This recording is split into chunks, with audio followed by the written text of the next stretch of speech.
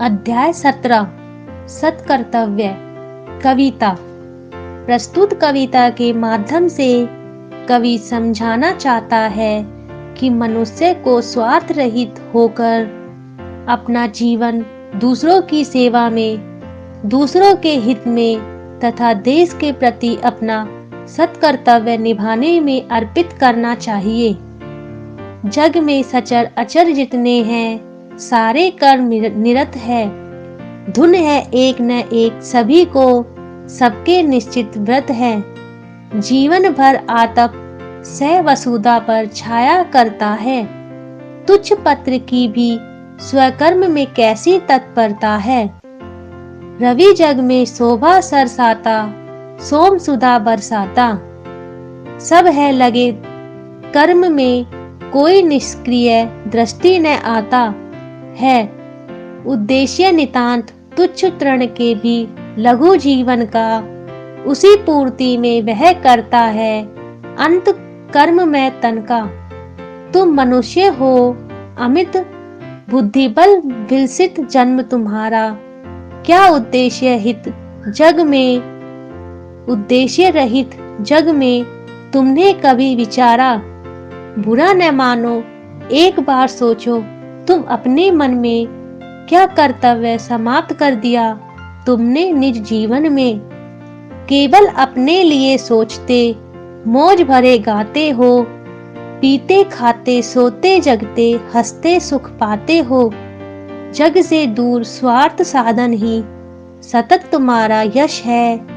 सोचो तुम्हें कौन अग जग में तुमसा स्वार्थ विवश है। यह संसार मनुष्य के लिए एक परीक्षा स्थल है। दुख है प्रश्न कठोर देखकर, होती बुद्धि विकल है। किंतु स्वात्म बल विज्ञ सत्पुरुष ठीक पहुँच अटकल से हल करते हैं प्रश्न सहज में, अविरल मेघा बल से। पैदा कर जिस देश जाति ने तुमको पाला पोसा, किए हुए हैं वह निज हित का तुमसे बड़ा भरोसा। उससे होना उत्तीर्ण प्रथम है सत्कर्तव्य हमारा। फिर दे सकते हो वसुधा को शेष स्वजीवन सारा। राम नरेश त्रिपाठी। शब्दार्थ। जग संसार अचर जड़ एक ही स्थान पर ठहरे हुए, जैसे पेड़ पौधे आदि। व्रत कार्य कर्तव्य स्वकर्म प्रकृति द्वारा प्रदत्त गुण धर्म। सुधा अमृत सतत निरंतर सदा रहने वाला। उत्तरण ऋण से मुक्त। सचर विचरण चलने फिरने करने वाले, कर्म निरत प्रकृति दत्त कर्म में लगे हुए।